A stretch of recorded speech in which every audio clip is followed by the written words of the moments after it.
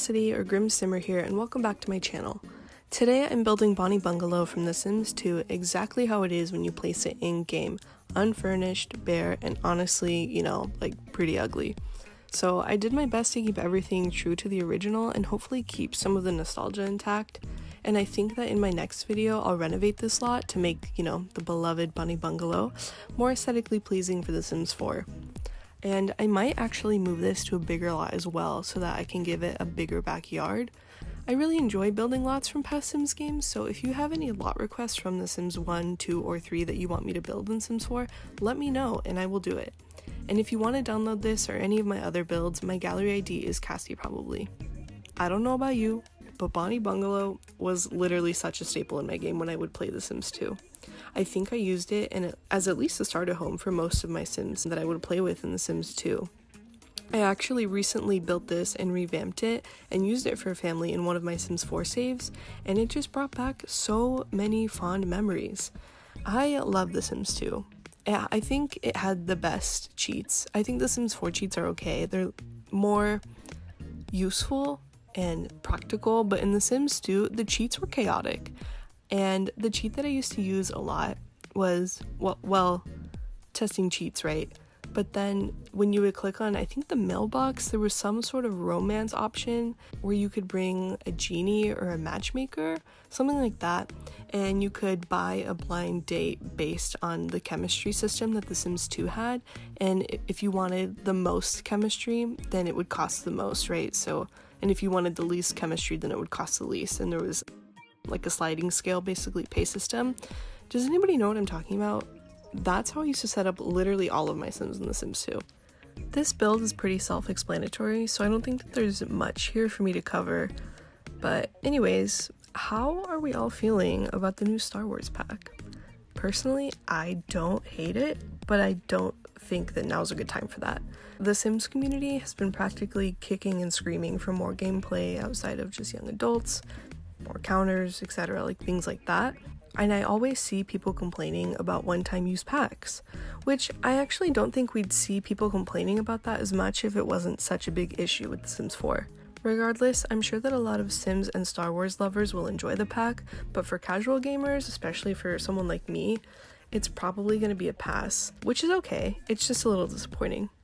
But on the bright side, this will probably inspire some sick machinimas or Let's Play series, so that's fun, and we get to look forward to that, so I'm not that mad. I used to watch machinimas literally all the time when I was in 7th grade. My Life by NatalieFireXX is my favorite, and I was so into it, oh my god. My friend and I would obsess over it, and we were always so excited when new episodes came out. I'll link it in the description if anyone wants to check it out. I was playing The Sims before middle school, but when I was in my emo phase from about 7th to 8th grade, the Sims 2 series on YouTube would really do it for me. Maybe it was just me, but the subculture of Sims 2 emo love stories is superior and we don't talk about it enough. I wish we'd bring them back. Well, actually, I'm sure people still make them, I just haven't looked for them in a long time. Wow, look at how ugly this build is. I think we can all agree that, objectively, a lot of the houses in The Sims 2 were hideous. I can sit here and blame the graphics from The Sims 2 all I want, but even in The Sims 4, this is kind of an eyesore.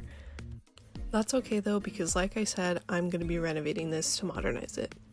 Also, Sims 3 houses were definitely an upgrade. Even those cheap swamp ones from Twinbrook that came with ambitions, they definitely had character in a way that The Sims 2 houses didn't for being quote-unquote uglier builds, if that makes sense.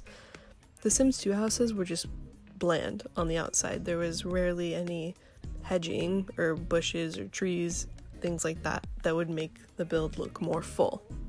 I mentioned in my last video that I like to cope with things by sitting in the dark, listening to music, and building in The Sims. There's a video that my cousin showed me about Animal Crossing and how it eases people's anxiety and depression, which actually she's been playing Animal Crossing since it was on the GameCube, and she never even realized it until she came across the video and she showed me. I realized that I felt the exact same way about The Sims. When I'm upset or having a rough day, all I want to do is play The Sims and just pretend like nothing else matters. That's kind of why I'm starting this YouTube channel too. I'm sure we can all agree that 2020 is just a horrible year, like absolutely not it.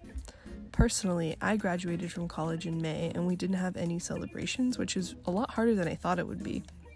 I was also supposed to be hired by my internship in May, but since COVID hit, the company went on a hiring freeze and now they couldn't hire me, so I feel a little bit stuck. None to mention, I'm currently sharing a room with my 5-year-old nephew. It actually hasn't been as bad as I thought it would be, but definitely not ideal, and quickly made me realize what a privilege it is to have your own space and area. But anyways, for me, there was just a lot of excitement and promise until that one day in March where everything crashed and burned so fast. My point is, I've been playing a lot of Sims since COVID hit. Now I'm just putting the finishing touches on the house. I honestly can't wait to go back in and renovate it. The only thing though that's frustrating about this floor plan is the living space. You would think that the wall in the middle, that's connected to the bathroom would be the perfect spot for a TV or a fireplace, but where the front door is, it's not possible to center a couch, which irks me. I don't know why, but it does. I'll figure it out though. Maybe I'll put it in the left corner or something. Also, yes, I couldn't find the matching color swatch for the roofing trim. The original build has that pop-out room roof thing. I'm sure that there's some technical term for that, but I don't know it off the top of my head. And I thought about using one of the roofing tool features for it, like the roof decor, but I wanted it to be as identical as possible, so I ended up just making a small 4x4 or 2x2 room up there and coloring it the way I wanted it to be. Compared to the last build that I did on my channel, I think that I did a really good job of sticking to one section and fully completing it.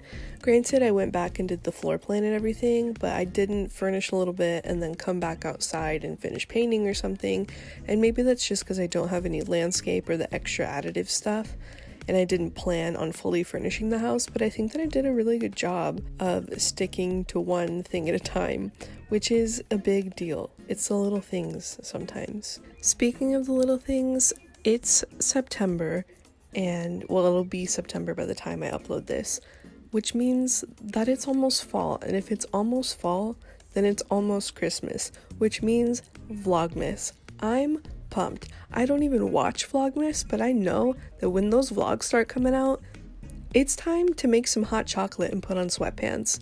I love Christmas. I'm so excited. I don't think it'll even be a great one because it's 2020, right? So everything's gonna go wrong. At least I'm expecting it to go wrong. But I'm still so excited. There's nothing like a little Christmas spirit, It's just jolly. It's good. I eat a lot of chocolate. I'm pumped. I'm excited. I love Christmas. Now I'm adding all the starter furniture, which I think is something that The Sims 2 did a really good job on, and it's really realistic. If you were to buy a real house, all of the plumbing and a lot of the big appliances will be there, and I just really wish that The Sims 4 did that too for the sake of realism. So we're already approaching the end of this speed build here. Please leave a like and subscribe if you want to see me build more houses from the Sims franchise. If you want to download this build, my gallery ID is cassiprobably. Follow me on Twitter at Grimsimmer and on Instagram at GrimsimmerYT. See you in the next one. Bye!